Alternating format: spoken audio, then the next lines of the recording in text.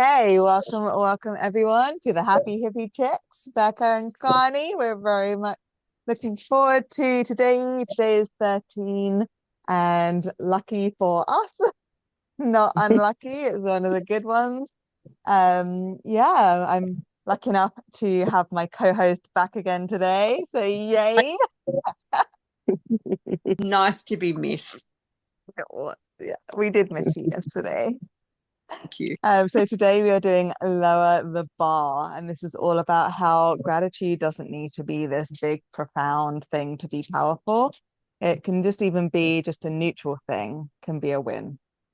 Doesn't need to Mm. be this grand, amazing event and this overwhelming surge of joy. It can just be a relaxing day. That's all it needs to be. Why are these all purple today, Connie? You must have a very busy day today. Obviously, I've mucked up It's big. all purple. Well, then I'll do the joy flip and you do I was going to the say you're shadows doing the. then. I think I do the shadows. Yeah. Yeah. All right. So the joy flip today is to write down one thing that didn't suck today. So for me and Tracy, we've had more of the day, so we can already think of probably something. And then for everyone else here, to find something today that didn't suck and write that down. And then your journal prompt today can be, how did lowering the bar change how I reflected? So, just finding one thing that wasn't amazing, but it didn't suck either. And how did that make you feel? How did that change your understanding of the day and your realizations at the end of the day? Was it like, did you think you just had a very mundane day, a very boring day, but then you found that one thing and you're like, actually, it wasn't too bad. It was actually a good day. I'm still quite happy with today. And that's Mm. the lowering of the bar. Over to you. To say the great thing about lowering the bar into neutral too is there's this awareness that you haven't gone down the gurgler, because often when we step those lower grade emotions, it starts this negative spiral, and when you just stay in neutral, you still haven't stepped down and ended up in that spiral, generation, I suppose. So that's a good thing too. Okay, we are looking at as regulations, using the awareness of it's okay, like I'm really glad that this thing didn't happen, to actually just bring it back into a regulated state of being. And the first one we're going to have a look at, it's really hard to read in the purple, I don't know how you do this, is the all or nothing thinking moved into gentle persuasion. So often we think that things have to be one way or another, think in terms of black and white. And the shadow of that is if it wasn't amazing, it doesn't count. But if we haven't stepped into a state of dissatisfaction, then that's still a win. So neutral still counts, and neutral actually is a saving grace. It keeps us, from losing power. The second one we're having a look at is forced positivity. Oh my gosh, how many people have I had to try and have this conversation with?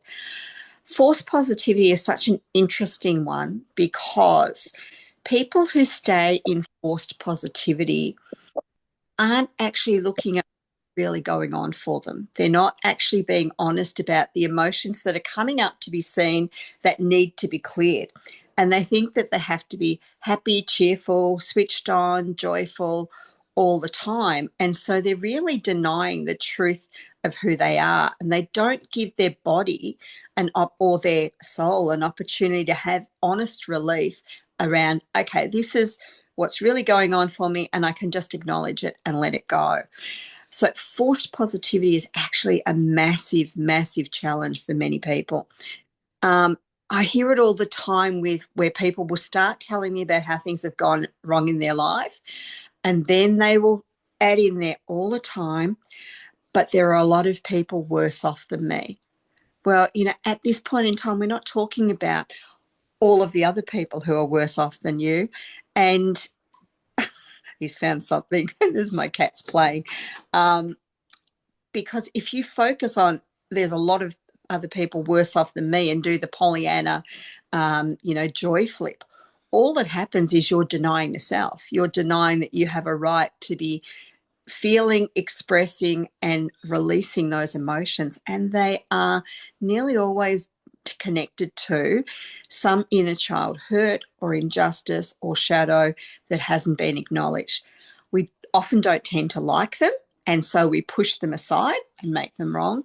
But when we acknowledge them and we build a connection with them, we make friends with them, then they actually calm down because they've just been seen and heard and presenced. So the one that we flip into for this one, instead of I should be more grateful than this, is I can appreciate what simply didn't hurt. So it really is just looking at what's going on at the moment and going, okay, it could have been a lot worse, but it wasn't that bad, and so I can appreciate the fact that it wasn't as bad as it could have been. Okay, then we've got the negativity bias, so we switch between both. And for this one, we're switching into looking at the micro wins. So this is the pessimistic viewpoint of nothing good happened. And you'll often hear a tone with that one. I have to listen for it with my youngest, and then we have to have conversations around it. So it'll be like, nothing good happened. And there's a real despondency with it. And the flip on that one is something didn't go wrong, so there wasn't anything amazing that happened. It wasn't a Pollyanna day, but nothing really bad happened either, which is just staying in that neutral, just watching as the witness what's going on. And then the last one we've got is performance gratitude versus authentic reflection. With performance gratitude, there's a constant hypervigilant focus on I need to find something meaningful. Things have to make sense, and I've got to, pretend to be being joyful and grateful and switched on all of the time, because I've got to demonstrate and show people that that's the right thing to be doing.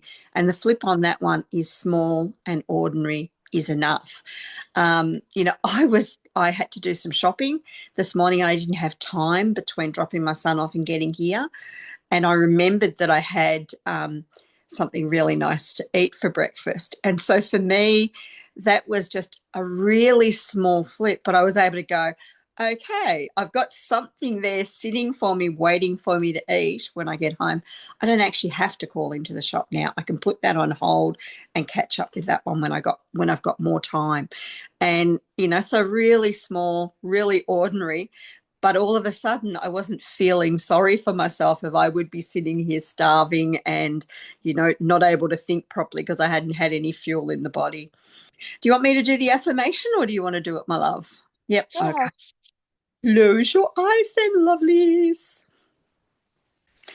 Okay, so the affirmation for today on day 13, lowering the bar, is neutral still counts. Just let that absorb into all of the cells of your body. And then I can appreciate what simply didn't hurt.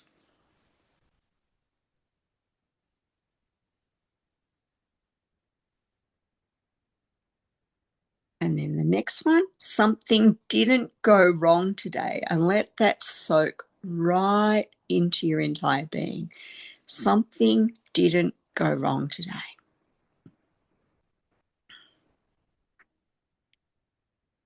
Small and ordinary is enough.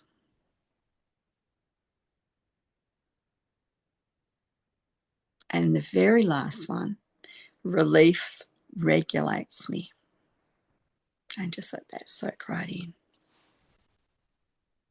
And when you feel ready, you can open your eyes and come back into connection. Were there any questions or any awarenesses around that? No. About you, Trace? No. Becca? No. No. Cool. Okay. Then we're set for your meditation. I am so looking forward to this like you wouldn't believe. Yay. So in the theme of lowering the bar, there's not going to be very much happening in this one, but it's going to be really, really beautiful and relaxing. So feel free to just take a moment, find comfortable position, get nice and cozy.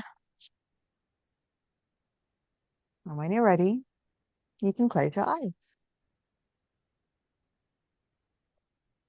Take a nice deep breath in, filling your lungs completely. And exhale slowly, allowing any tension to melt away.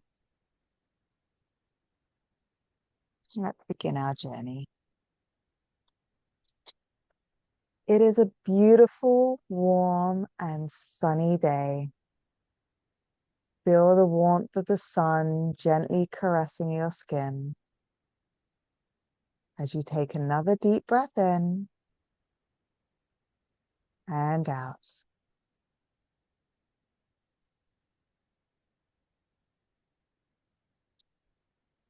With each breath, allow yourself to relax further.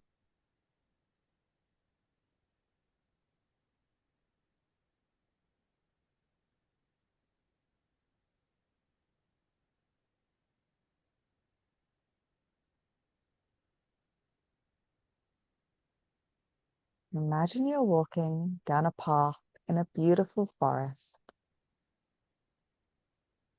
As you start walking, feel the soft earth beneath your feet. With each step, breathe in the life essence of the forest around you.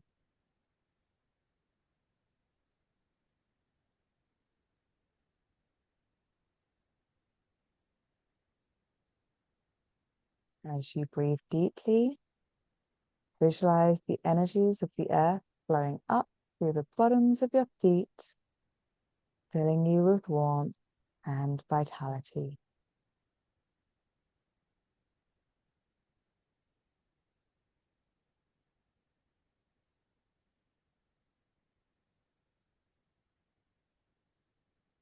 And feel this grounding energy spreading all through your body now.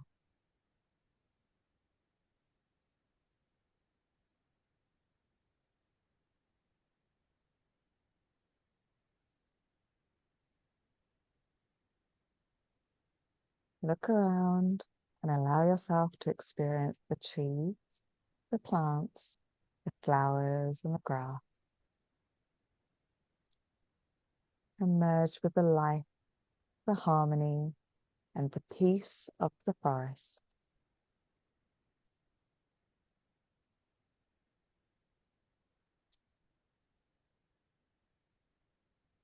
Let the beauty of the nature envelop you, soothing your mind and your spirit.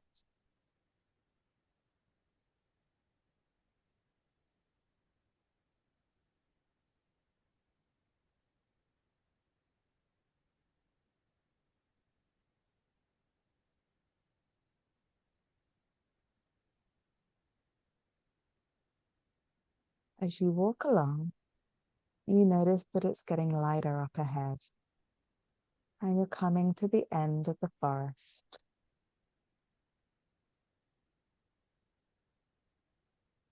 Take a moment to feel the transition as you leave the forest behind.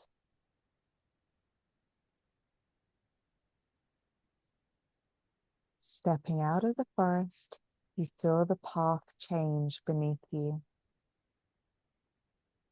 The ground becomes sandy, and you can hear the gentle sound of ocean waves in the distance. Let this sound draw you closer.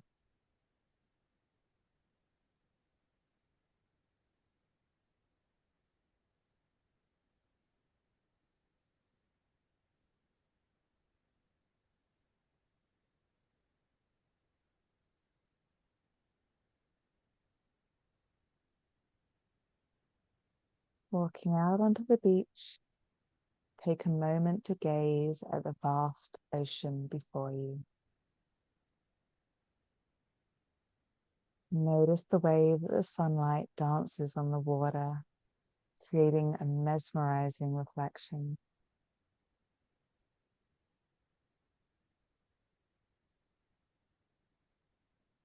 And feel the cool breeze against your skin.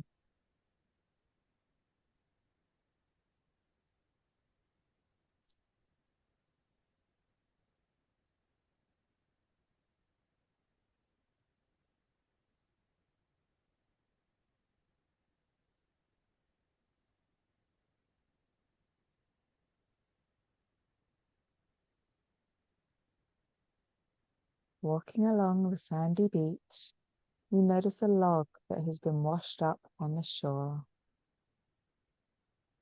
This log creates a perfect place for you to sit or lean against. So go ahead and sit down, feeling the texture of the log beneath you.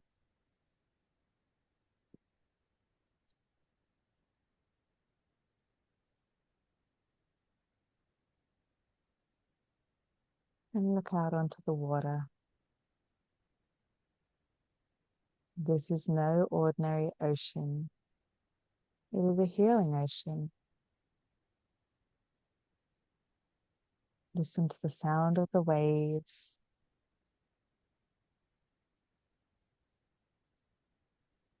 And notice that your breathing is in time with these waves.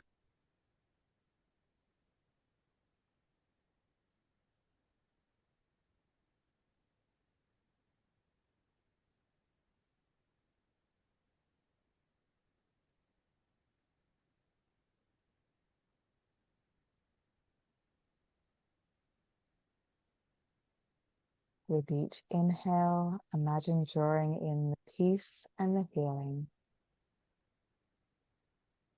And with each exhale, release any stress or negativity.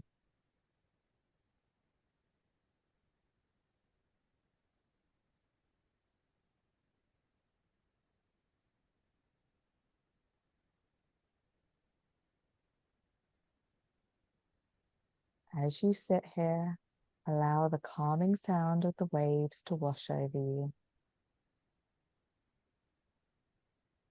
Take a moment to reflect on the neutrality of this moment.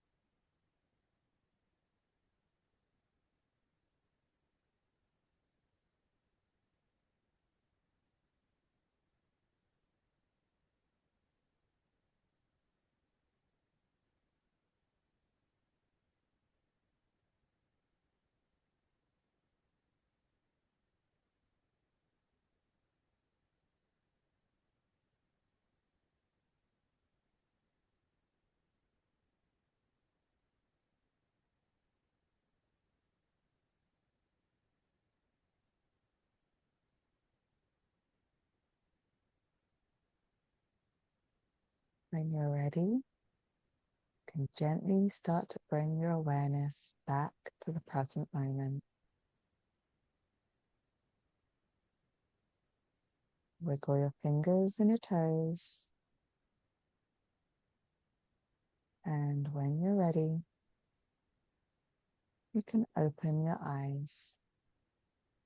Just take a moment to notice how relaxed and refreshed you feel. And carry this sense of peace with you as you go about your day.